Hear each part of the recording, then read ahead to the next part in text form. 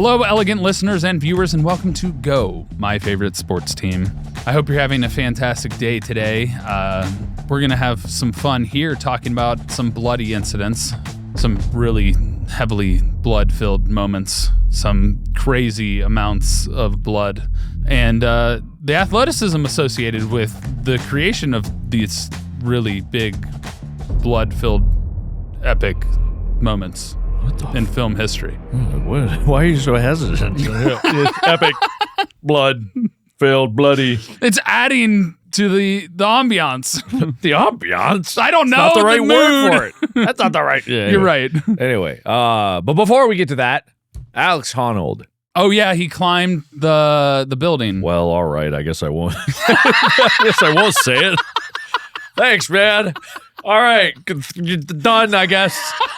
No, go on. You know more details. What do you mean? No, it's too late now. No. Oh, yeah, he climbed that building. All right. That's the story. That's how he's talking. Yeah, he did that. I don't know if he finished it. I knew he was climbing it. Yeah, he finished it. Okay. Yeah, he's done. Yeah, by now this comes out. It's old news now, but whatever. It's fine. Yeah, he climbed a building. Big whoop. He was on our show. That's the greatest achievement of his life. It'll never get higher than that. And frankly, I hope he doesn't do it again. He did it without, it was a full free solo at the building, right? Yeah. Okay. Yeah. I know very little about it. I just know he climbed a building. Okay, he climbed, yeah. Do you know what building it was? It was a Taipei one. How tall is that? It's one of the tallest buildings in the world. I forget which one. What's interesting is, like, obviously you can't practice it. Taipei 101. It's 1,667 feet, and he did it in 90 minutes. But obviously with a building, it has... If it's climbable, you'll probably know because it has a lot more like angular pieces. You have the specific spots that, you know, you could even probably stand on. But not saying it's not dangerous. It is absolutely dangerous to do anything like that. But at least with a building, you can have that. But the funny thing about it is they didn't shut down the building. So there were people in there as he was climbing up. Oh, God. And so they you know, obviously people were like,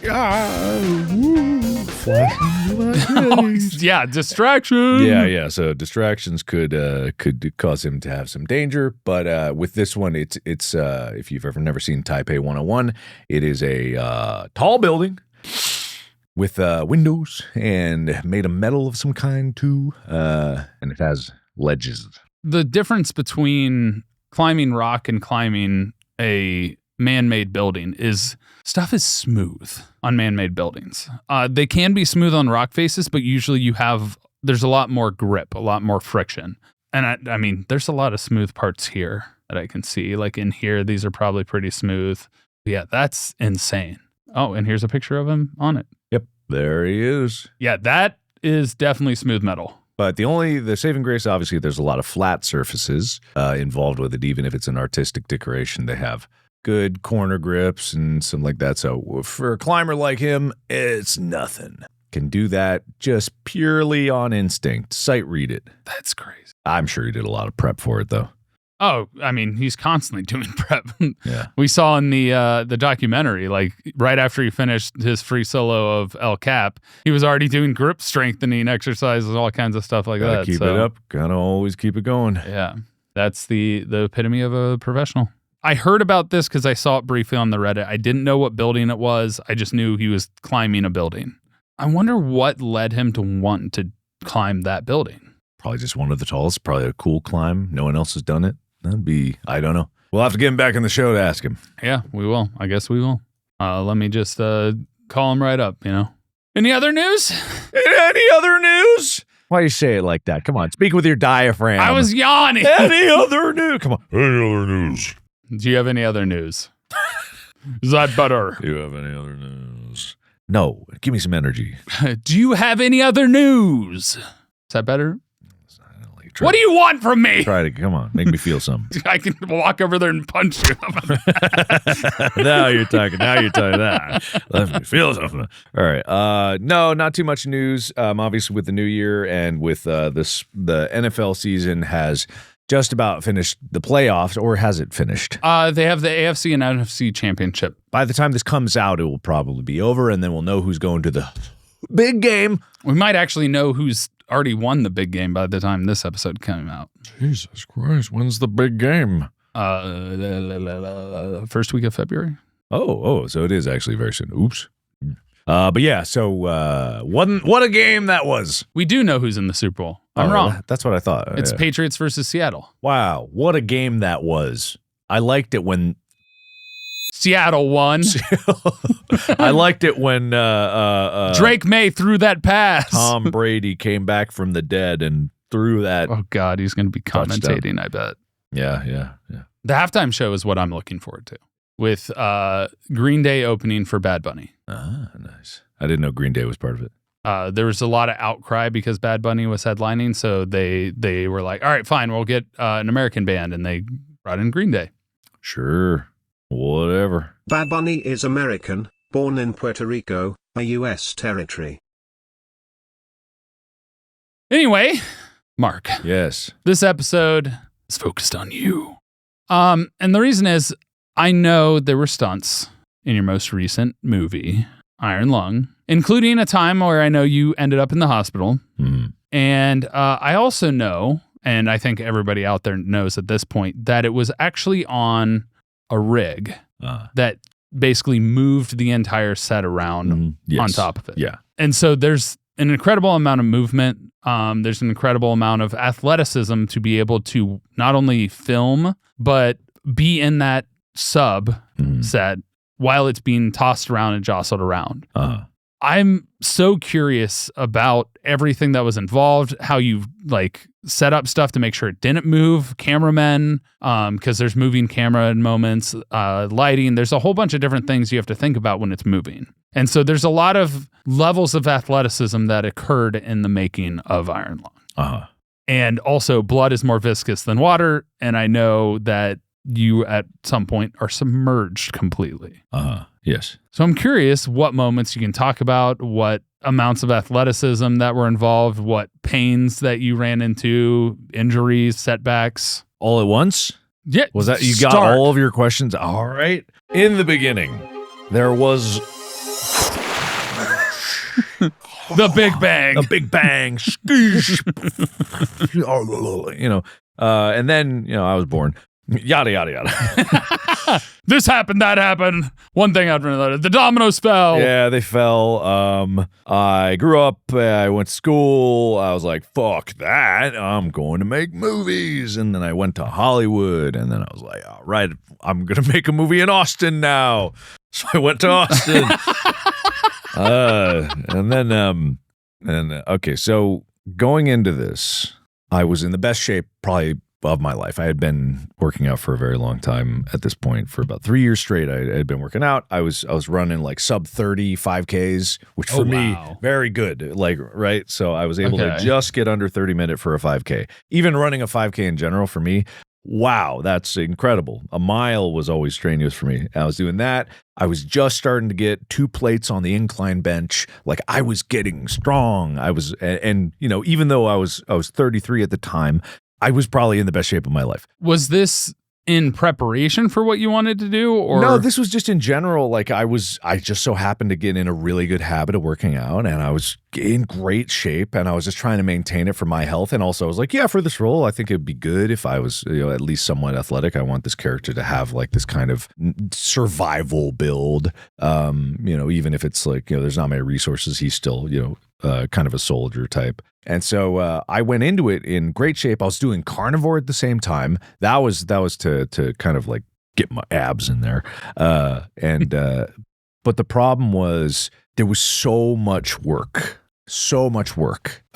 physical work to do, even from the very beginning, because it's not just the stunts that require the athleticism. There is a lot to just moving around for that long. A movie set is kind of akin to running a marathon for some people on set. There's other departments that probably aren't moving as much, but for me as a director, having to bounce between all the departments all the time, I was constantly like ping-ponging. Here, get on set, get ready, look at that, go talk to them, bang, bang, bang, bang. And then once I was on set and we got up there, and it's just like, you gotta do the scene, even if it's not very much, like over and over and over again, and I'm walking and pacing, I'm going all over the place. I started losing weight, too much weight. Because I didn't have any time to eat. I wasn't keeping up with snacks, and I was doing that diet, and it was just like I started, and it's sweating. Like the whole costume was very thick and heavy, and there was like part of the scene was that it was hot, and some days it was very hot because the whole thing is buttoned up and sealed, and then it's just me in there and these big thick sweaters. Well, and then lighting adds heat, and then also when it comes to like you're running around and everything involved, but doing the directing and the acting, doing multiple takes is not just because you want to get it perfect from one angle. It's because you have to capture it from multiple different angles to decide what. Yeah. So it's like a 12-hour day of just moving around. And for days that aren't the athletically involved, like for stunt days, it's bad enough. But it was like on those days, yeah, you do need a lot of energy just to get through all that stuff. And especially when you're not getting full nights of sleep during filming days, because usually it's like almost all the days are late days, like 12-hour days. And that's just for the actual working. You get there a little before, you leave a little later. So sleep gets shortchanged a bit. Yeah, I didn't need to work out when I was doing it. I was just always constantly moving. And then when it comes down to stunts, well, and then even on your off days, you had to record your podcast and do all the other stuff you needed to. I can't believe I did all that. The bathtub episodes. Yeah, well, that wasn't even during the filming. That was way later. That was the following year leading up to the cast and crew screening. And so there was just so much to do all the time. There was so many things. So yeah, it was extremely athletic, I would say. And then I've not worked out since. Still just been taking it easy as best you can. Well, I didn't have time to work out for the other ones, which is kind of a lie. There's always time to squeeze in a workout. But when you have to, even if you're like, I'm just going to go for a run, it's like, yeah, you got to put on the shorts and running shoes and you got to go outside, you got to run, and then you're sweaty and you got to get back in the shower. And it's like, yeah, you got to shower. But if I'm in a hurry, I'll be like, what if I just showered and I go about my day? Or what if I don't shower and I go about my day?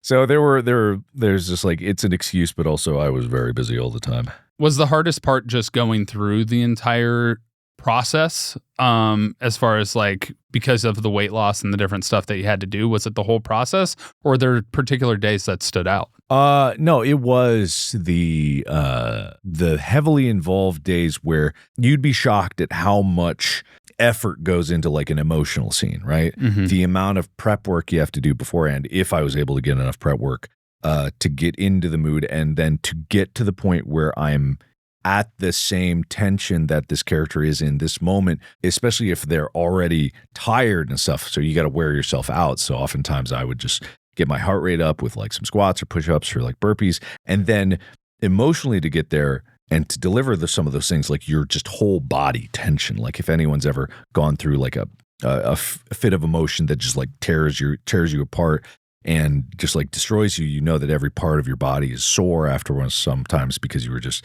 exuding so much energy in these emotions bubbling out and you can't control it. And it's like, imagine you did that and then you had to do it 20 more times. Mm. Hopefully one better than the other. And it's like, you just keep giving it your all and your all and your all. And then it's like, all right, change angles, do give it your all and your all and your all. And then maybe an angle where you give it slightly less because your face isn't there. But with me in the sub, I'm the only guy there.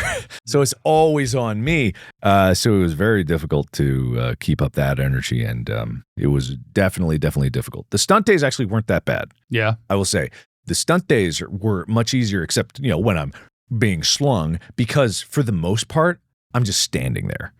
Waiting for them to get it safe. They're the ones that have to pull me. If there's like a rope thing, they have to yank me up. So they got to be athletic because it's all pulleys and ropes. It's all manual labor for most of the stuff, unless you got like your Marvel movie budgets and you got your fancy rigs that go up there. But honestly, I'd kind of just rather have, some dude, some big muscular dude, guy. yeah, back there being like 3, 2, 1, wonk. Like it's very consistent. They're very good at that. Especially when they know what they're doing. And then the stunt, I did have a stunt double for one of the shots. Most of it I did myself, but they wanted to have him do it first because it was a particularly brutal hit. So they wanted to make sure that they got that first so I could see it and be like, if you don't want to do it, then at least you have in the can. I did it again anyway. Man, that hurt. I remember you telling me about that one. Yeah. It hurt a lot, but it's because my face was shown, so it's like I wanted to make sure it was me. You know, they could do a head replacement, but it's like, nah, I got to do that. And it was funny because in the sound mix, there's a particular sound that I made that I had in the mix, and it's just it's literally the sound of me after I hit the wall. I go, bro. And Brad, the sound guy, was like, hey, I don't know if this ADR fits really well here. It's like, it doesn't seem realistic. I'm like, dude, that's the sound I made when I hit that wall. That's in the camera. He goes, oh, well, then it stays. And I'm like, yeah, man, I don't know. It reminded me of when the guy was talking about Lord of the Rings. What's his name? The guy that played Sauron. Christopher Lee. Yeah, that's it. Yep. So Christopher Lee said he was talking to the director about what it's like being stabbed, and the director was like, all right, when you get stabbed, you want to go, ah, and then, you know, Christopher Lee's like, my good man, have you ever heard a man being stabbed? I was like, I have. And it's like, you don't really make a sound because the air is driven from your lungs. That's what he said. So for this, it's just like, I get hit. All the air is just coming out when I'm already tense as hell. It just comes out. Like, it's just fucking. So it sounds, I mean, to me, it sounds like me getting hit, but to an outside observer, they may be like, oh, that doesn't sound like Wilhelm scream number 4. Yeah.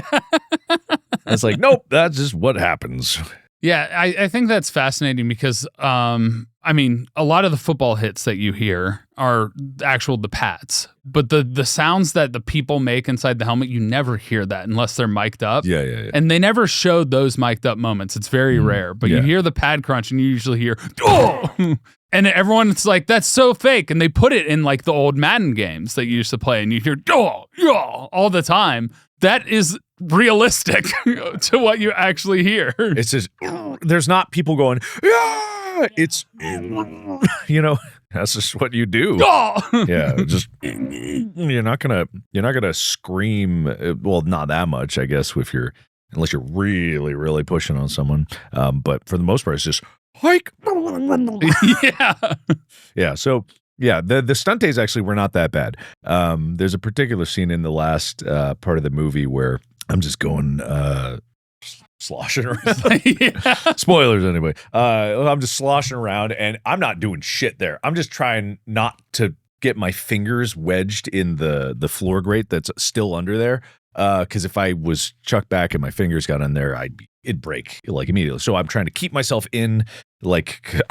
Spoilers, I'm very in on both arms. Let's just say that. So I'm very in trying to be, and then I got to reach out and grab something. Like, that was not athletic at all because I'm just riding the wave. I don't have to do anything there. Stunt days, I don't have to do shit except tense when I need to, be relaxed when I don't. And so not very difficult, but the people on the stunt team, very difficult, very, very, very hard work that they're doing. Yeah. Anytime the sub shakes, were those considered stunt moments? Some of them were. There were some where I was in there and just the sub was going. I was padded up and I would just go do my thing. There's one where I go over a chair and I hit a pipe and that's all one take and I'm just padded up and I just I went over the chair. And when I noticed I got up and it was broken, I was like, okay, this is the take. I got to send it. So I ended up really flying back on the other one. I kind of helped it a little bit, nailed my back right where the pad wasn't on the wall. And that is a metal wall. So it's just like that hurt a lot, but it was worth it because it looks great. And again, it was a case where I go, and it's like, yep, that was just the sound I made. So I had knee pads and a back pad and that was all I needed. Yeah. Now, I know there's a scene later in the movie where you're in a crawl space and the blood is way too high. Yeah. There are multiple different types of fake blood that were used on set. Yeah. But even regardless, like there's a really watery one. We know that one was not watery. How difficult was it to get through and work your body through that viscous fluid? Not hard. Really, it's just like going through a thick swimming pool. The difficult part is that it was cold and I was in there for hours. So it's like 50 degrees. And to save time, I'm just going to stay in there. I don't want to get out, get warmed up, get back in. I'm like, I'll get used to it if I'm in the cold. And I sort of got used to it. But it's so cold. And what you know from your swimming experience is that that'll suck the energy out of you. Your body has to spend energy to stay warm. And so that a calorie, as we all know, is the unit of energy to get a certain amount of water up 1 Celsius, right? 1 degree. So one calorie, a nutritional calorie is 1,000 of those calories. So you have a certain amount of water equivalency in your body, and if the liquid around me, which is very conductive, is 50 degrees, there's a differential of there, and so it's sucking all the heat out. All my heat in my body is going out there, so my body has to work overtime to try to heat up. So I'm shivering nonstop in this blood. That was the strain on my body more than anything. The day after that and the rest of that week, I was just so tired, physically exhausted from trying to stay warm for that long. Well, and people that don't know, shivering is your body is actually triggering very quick, rapid events to flex and release your muscles to generate heat. Yeah. That combined with you activate more brown fat, which is it's around the spine. Babies have a lot more than adults, but if you're acclimated to cold, your body produces more brown fat, which it stores fat here, and it has special abilities to burn straight to heat. Like, it doesn't produce energy for ATP, or maybe it does, but it has a fast track to make heat. It's also why people make fun of like Floridians and Californians when they go to a colder state, because it's just barely cold. Yeah. And they're freezing. Part of that might have to do with the fact that their body has not adapted to have that amount of brown fat. Yeah, because the body is shockingly adaptable, but it needs time to get there. Like, if you're training for a marathon, you can't just go straight into running a marathon. Your body's not prepared for that. And just like if you're not used to the cold, your body is not ready to adapt that quickly to the cold. It needs time. If you're going up a mountain, your body can adapt to the high altitude. It just needs time to do it. It needs to be in the environment where the need is there to trigger the adaptation to occur, and then you can start to become a little better at that. Yeah, so in my exercise physiology stuff, where I almost double mastered in it, we actually focused on altitude training.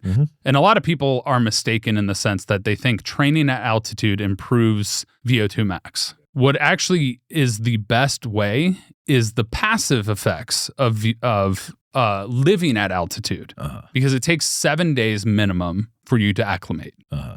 Which is why studies have shown that if you're flying into Denver to play a football game at Mile High Stadium, your goal is either go a week ahead or fly in immediately just before, like, you have to be there. Because then your body doesn't have to immediately adapt, and you still have the benefits of where you were, and you don't have the negative effects of altitude that occur within 24 hours of existing there. Yeah. But the best way to train is actually to train at sea level and live at altitude, because you're able to push your body more at sea level, therefore getting better returns on your workouts than if you do at altitude, where you're not going to have the same amount of ability to push your body. Right. Yeah. Whereas the passive effects, where you're naturally used to less oxygen and those sorts of things, is better. It's also fascinating, when you're at altitude, your appetite reduces, even though you are burning more calories. Why is that? It's just the way that the body reacts at altitude. It doesn't, because there's less overall air pressure. The way I like to think about it is, it's like your stomach feels less full because it has more ability to expand. Okay. But it's just like a weird trick that happens at altitude, where you're suddenly like, oh, I don't need, oftentimes people have altitude sickness because they're dehydrated, but their body isn't triggering their need for thirst because their body isn't used to the altitude that pulls more moisture out of your body. And your body is used to the normal regimen that you had wherever altitude you lived at to consume, and thus it does not adjust. Okay. But that's fascinating to think about. And also the marathon thing. There's a guy ran a marathon without training for it. What ends up actually happening is your body eats itself, and that's actually eating your muscles. So the muscle damage that happens, it takes that and it just goes, all right, this is our energy because we can't pull it from anything else. Yeah, it'll desperately pull from any source. If you push yourself, like some people that have taken huge amounts of drugs that go into, like, these states where they will just ignore any danger sense in their body, any pain and things like that. Yeah, your body can do all those things. It just has a cost, and it will take that cost from the rest of your body, no matter what. Yeah. So, but I didn't have to go through all that. It was just cold, and I was just not eating enough to keep up with the amount of calories I was burning for most of that. But afterwards, I was in pretty good shape, and then I never worked out again. I have not actually worked out is since I started. I've not done a run. I've not gone any distance. I have toyed with the idea of assembling a weight set or, treadmills and whatnot. I have not done anything. I will start soon because if I don't, then I'm going to lose everything I have and die. You mean like I have? Put on all this weight and losing everything and eventually going to die. And you're dead? No, I'm not dead okay, yet. Okay. Hopefully. Yeah, hopefully. Yeah. Hopefully. Yeah. If I was dead now, I'd actually be transparent and I wouldn't be here. And this might be all your imagination. It probably is. Yeah. What do you think was the most difficult thing, aside from the overall endurance, like the most difficult thing individually that you did on set? It's hard to say because it was hard across the board. I think towards the end, it was very, very difficult, especially because I was hampered in a way that, couldn't really do anything. So the most difficult thing is when I was at the very end, because we spent a week to film it, and even getting out was more of a chore than ever because I couldn't do anything. I literally couldn't do anything because it was just a mess. And then I was hampered. And then I would just go sit in a tent and I would wait. Because if I touched anything, I am covered in blood. So I couldn't touch anything. I had to go sit in a chair in a kiddie pool with space heaters around me and just try to stay warm until the scene was ready. And that was it. That's all I could do. So I think that was probably the hardest just because I basically had handcuffs on. And I was blind too because I couldn't see. I had a contact in. So yeah, but that was probably it. What actually? Because I don't think you ever told me this when you actually had to go to the urgent care. What actually happened there? Well, that was not during principal photography. That was a pickup. So the blood that we have, it basically acts as a kind of makeup remover. It strips the makeup and stuff all off my face. It also strips various glues. And so at a certain point later, there's more makeup and stuff on my face. I'm dunking in the blood repeatedly with my eyes open. It causes this to run off and it goes in my eyes. That it wasn't the blood. It was the makeup running into my eyes as opposed that was mixing in with everything and then getting into my eyes. That's what was bad. Yeah. Gotcha. That's still wild, though. Did it feel different than being underwater when you were fully submerged in the blood, aside from it just being cold? Was there anything noticeable to you? I mean, it's glycerin, so it's thicker. That's basically the only thing. But I don't often go into the pool with layers of clothing on, so it's kind of hard to compare. Yeah. Okay. Before you went in, did anybody test it first? Yeah. John went in just so I could see what it was going to look like. He was the guinea pig, so he just went in there just to make sure things are going to look right when we set up the camera. But other than that, after that, I just hop right in. What's the fastest shake that the rig could do? Half a G of acceleration in any direction. Yeah. Which is pretty good. That's kind of crazy. Yeah. Because some roller coasters get up higher by a significant amount. But doing that on a controlled device with the amount of weight of the set, that's wild. Yeah, imagine if that was a person. That'd be athletic, but it's a machine. Yeah, you have a whole bunch of people just underneath. that could have been an option. Yeah, it might have worked. Do you have any favorite moments or anything from filming or a favorite shot? Probably my favorite shot aesthetically is a shot of just my hand in the floor. And then there's this light that comes through from the camera screen, and there's light that comes through the grate. And then there's this color from the button. It's just such a beautiful combination of colors and just aesthetic. It's a really pretty shot. And it's a long one. And the way the light works with my hand motions, it's just beautiful. I think it might be one of my favorite shots ever taken. And I bet it won't be a lot of other people's favorite shots. It is just a really, really pretty shot. And it's very informative. It tells a story without saying a word. And it's in the dark. A lot of the things in the dark were my favorite shots just because they were just beautifully done. And I liked how dark it was, but you could still see everything given the outline. And that negative space being used was just very nice to me. And so this one was an example of that. Would you say in general that the hardest part of this movie was the length and the marathon that it was getting it to being in theaters? The length? The length of the whole process, from writing to filming to post-production. I wouldn't say that, because the length was only hampered by all the other things that were happening, like with the Spotify deal and working with Cloak and trying to do my channel all at the same time. It left very little time to work on the movie itself, and so I would have to go back to it in fractured parts. That was probably difficult, because the ideas that I had a week ago, I had to put another week between doing that again. And then I would have to pick up my ideas and do that. So in a way, that's the way the length is difficult, but I wouldn't say that's the hardest part.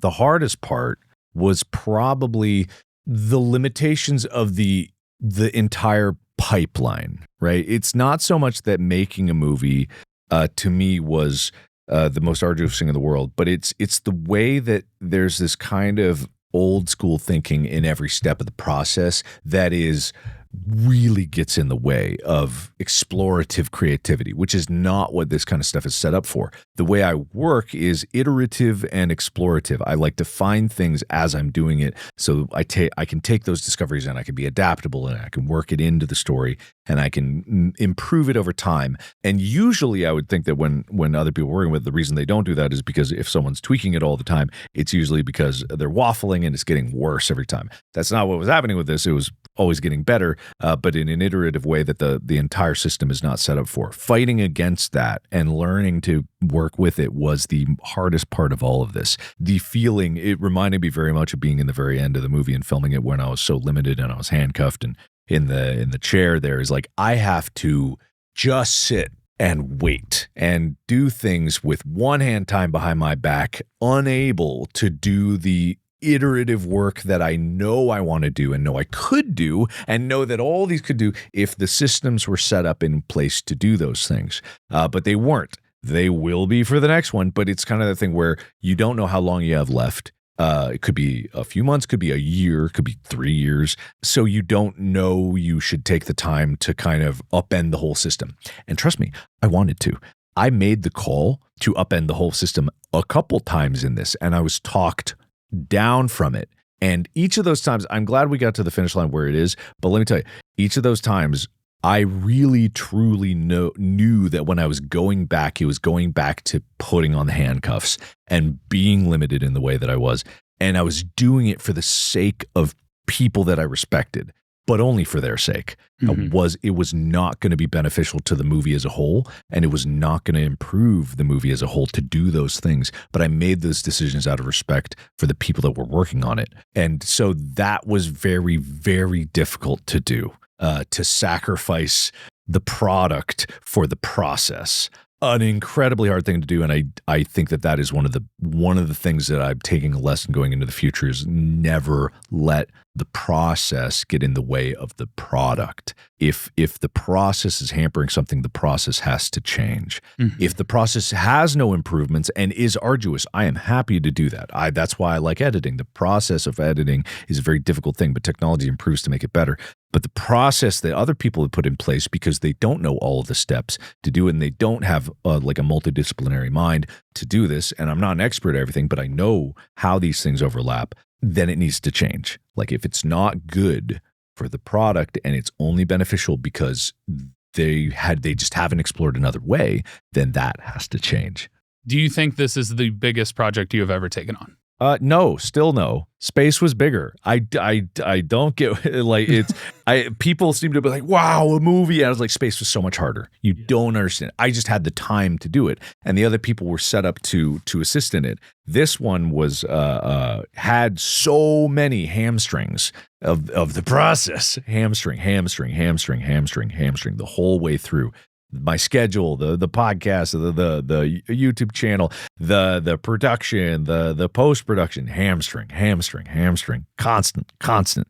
And it is that abrasiveness that I think makes it's kind of overly complex by design to make it so complex because it's such an advanced product and you need to do these things. And it's like a movie is no different than a YouTube video. It's just more complex. There is no reason to have all these different steps to make it this complex when at the end of the day, it's a video. And yes, it's a higher art form and it should be held to a higher standard. And there's a reason that there's a difference between a movie and a YouTube video, but they're the same thing. It is this video entertainment. It is the same thing, just at another skill level. So all these steps to obfuscate is just to make it seem more prestigious sometimes, when in reality the technology has advanced so far past these limitations that to pay honor to these previous limitations is just doing lip service to it. It hampers it. And so I do think that there are many, many things to improve on the process, and I intend to do that. And whether or not people want to take on the things that I'm doing is irrelevant to me. I'm only doing this for myself. So if I only need to change the process for myself, I'm going to do that. Yeah. Yeah. Anyway. Yeah. Space was like 2.5 movies total length. Probably 3 would be a good estimate. Yeah. 3. Yeah. Yeah. Mm-hmm. Yeah. So very big. Very big.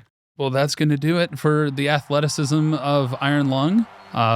Fascinating insight. Stay tuned to what Mark ends up releasing for behind the scenes and other stuff like that. Mm-hmm. Bye, everyone.